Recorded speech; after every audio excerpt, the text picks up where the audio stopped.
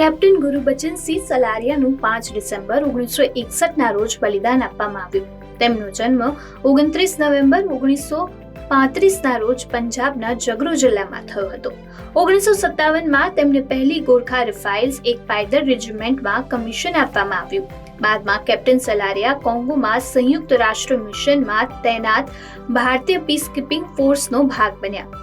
5 December 1961ના mission દરમિયાન પહેલી Gorkha રાઇફલ્સની 3જી બટાલિયને Elizabeth વિલે airport સુધી પહોંચવું અશક્ય હોવાથી રોડ બ્લોક સાફ કરવાનું કામ સોંપવામાં આવ્યું હતું.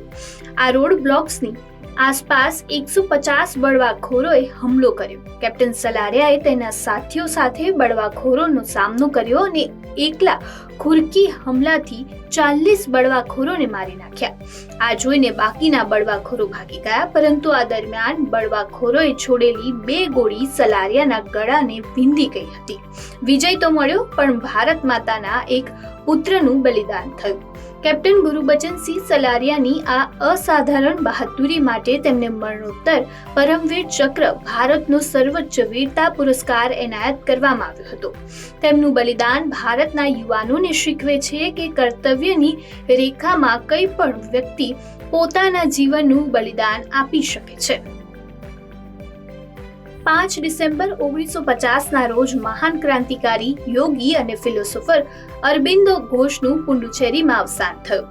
તેઓ શ્રી અરવિંદો અને ઓરોબિંદો તરીકે પણ ઓળખાતા હતા. ઓરોબિંદો ઘોષ ભારતીય સ્વતંત્રતા ચળવળમાં મહત્વની ભૂમિકા પણ ભજવી હતી. તેમણે સ્વરાજની કલ્પનાને મજબૂત બનાવી હતી. તેમના પ્રારંભિક જીવનમાં તેમણે ક્રાંતિકારી પ્રવૃત્તિઓ દ્વારા બ્રિટિશ શાસન સામે અવાજ ઉઠાવ્યો. જો કે બાદમાં તેમણે રાજકારણ છોડીને આધ્યાત્મિકતા અને યોગનો માર્ગ અપનાવ્યો. શ્રી ઓરોબિંદોનું યોગદાન માત્ર સ્વતંત્રતા ચળવળ પૂરતું જ મર્યાદિત ન હતું, પરંતુ તેમણે ભારતીય સમાજ અને સંસ્કૃતિને એક નવી દ્રષ્ટિ આપી હતી. તેમની ફિલોસોફી માનવતાના વિકાસ અને આધ્યાત્મિકતાની પ્રગતિ પર ભાર મૂકે છે. પુડુચેરીમાં સ્થાપિત તેમનો ઓરોબિંદો આશ્રમ આજે પણ તેમના વિચારો અને સિદ્ધાંતોને જીવિત રાખે છે. ઓરોબિંદો ઘોષનું જીવન અને ઉપદેશ ભારતીય સંસ્કૃતિ અને આધ્યાત્મિકતા અને યોગનું ઉત્તમ ઉદાહરણ છે, જે આજે પણ લાખો લોકોને પ્રેરણા આપે છે. 5 ડિસેમ્બર 1905ના રોજ જમ્મુ અને કાશ્મીર નેશનલ કોન્ફરન્સના સંસ્થાપક શેખ અબ્દુલ્લાનો જન્મ શ્રીનગરમાં થયો. કાશ્મીરના તત્કાલીન મહારાજા હરિસિંહ સાથે શેખ અબ્દુલ્લાના સંબંધો ક્યારેય સારા ન હતા. તેમણે 1946માં મહારાજા હરિસિંહ વિરુદ્ધ કાશ્મીર છોડો આંદોલન શરૂ કર્યું, જે બાદમાં અબ્દુલ્લાને જેલમાં ધકેલી દેવામાં આવ્યા હતા. જો કે બાદમાં જવાહરલાલ નહેરુના પ્રયાસોને કારણે શેખ અબ્દુલ્લાને 29 સપ્ટેમ્બર 1947ના રોજ જેલમાંથી મુક્ત કરવામાં આવ્યા હતા. આ પછી જ્યારે જમ્મુ અને કાશ્મીર ભારતમાં ભળી ગયું, ત્યારે શેખ અબ્દુલ્લાને મુખ્યમંત્રી બનાવવામાં આવ્યા. શેખ અબ્દુલ્લા 1953 સુધી જમ્મુ અને કાશ્મીરના મુખ્યમંત્રી રહ્યા. સીએમ હતા ત્યારે અબ્દુલ્લાએ અલગતાવાદીને વેગ આપ્યો હતો અને પાકિસ્તાનના જનરલ અયુબ ખાનને મળવાનો પણ તેમના પર આરોપ છે, જેના કારણે લગભગ 11 વર્ષ સુધી તેઓ જેલમાં રહ્યા. શેખ અબ્દુલ્લાને 1964માં જેલમાંથી મુક્ત કરવામાં આવ્યા, પરંતુ નહેરુના મૃત્યુ પછી શાસ્ત્રીજીએ તેને નજરકેદ રાખવાનો આદેશ આપ્યો હતો. 1972માં જ્યારે ઇન્દિરા ગાંધીની સરકાર દેશની સત્તા ઉપર આવી, ત્યારે શેખ અબ્દુલ્લાને ફરીથી જેલમાંથી મુક્ત કરવામાં આવ્યા. અબ્દુલ્લાનું 8 સપ્ટેમ્બર 1982ના રોજ અવસાન થયું હતું. ત્યારબાદ તેઓ રાજ્યના મુખ્યમંત્રી હતા. અબ્દુલ્લાના મૃત્યુ બાદ તેમના પુત્ર ફારૂક અબ્દુલ્લા મુખ્યમંત્રી બન્યા. 5 ડિસેમ્બર 2013ના રોજ દક્ષિણ આફ્રિકાના પ્રથમ અશ્વેત રાષ્ટ્રપતિ નેલ્સન મંડેલાનું જોહાનિસબર્ગમાં અવસાન થયું. નેલ્સન મંડેલા જાતિવાદ સામેના તેમના સંઘર્ષ માટે જાણીતા છે. 18 જુલાઈ 1918ના રોજ જન્મેલા મંડેલા ન્યાય, અસમાનતા, માનવ અધિકારો માટે લાંબી લડાઈ લડી હતી. તેમણે તેમના જીવનના 27 વર્ષ જેલમાં વિતાવ્યા, પરંતુ તેમની મક્કમતા અને અદમ્ય હિંમતથી માત્ર દક્ષિણ આફ્રિકા જ નહીં, પરંતુ સમગ્ર વિશ્વને પ્રેરણા મળી. 1990માં જેલમાંથી છૂટ્યા પછી તેમણે રંગભેદ શાસનનો અંત લાવવા અને બહુવંશીય લોકશાહીની સ્થાપનામાં મુખ્ય ભૂમિકા ભજવી હતી. 1994માં મંડેલા દક્ષિણ આફ્રિકાના પ્રથમ અશ્વેત રાષ્ટ્રપતિ બન્યા.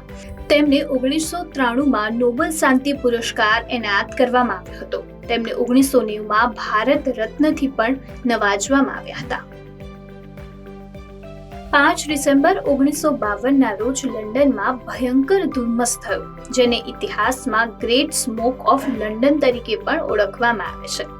આ ધુમ્મસ 5 થી 9 ડિસેમ્બર 1952 સુધી ચાલ્યો હતો, જેના કારણે 12,000થી વધુ લોકોના મોત થયા હતા, તેમજ હજારો લોકો ગંભીર રીતે બીમાર થયા હતા. આ ધુમ્મસનું કારણ કોલસાને બાળવાથી ઉત્પન્ન થતા ધુમાડાના ઝેરી સ્તર અને હવામાં ઓગળતું ઔદ્યોગિક પ્રદૂષણ હતું. ઠંડા હવામાન અને ઉચ્ચ વાતાવરણીય દબાણના કારણે આ ઝેરી કણો જમીનની નજીક ફસાઈ ગયા, જેના કારણે લંડન ગાઢ અને ઝેરી ધુમ્મસમાં ફેરવાઈ ગયું. આ ધુમ્મસના કારણે જનજીવન પર માઠી અસર પડી, વિઝિબિલિટી અત્યંત ઓછી થઈ ગઈ, ટ્રાફિક અને જાહેર સેવામાં પણ વિક્ષેપ પડ્યો.